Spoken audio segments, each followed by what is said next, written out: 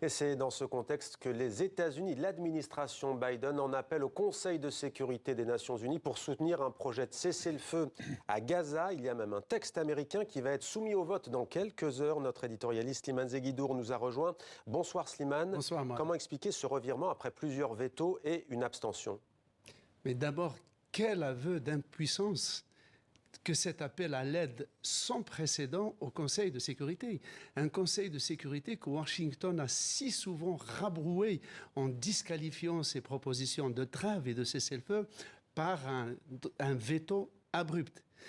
Il faut juste rappeler que depuis la création de l'ONU, les États-Unis ont recouru 86 fois au droit de veto, dont 46 fois pour le seul intérêt d'Israël.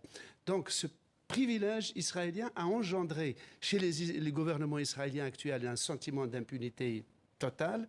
Chez les publics américains, vous avez vu les révoltes dans les universités où les étudiants protestent, hier encore devant la Maison-Blanche, protestent contre le soutien de leur pays à cette campagne militaire à Gaza. Sur le plan international, c'est encore plus désastreux. L'ascendant, la fiabilité, l'autorité morale des États-Unis ont été absolument laminés par ces contradictions des États-Unis.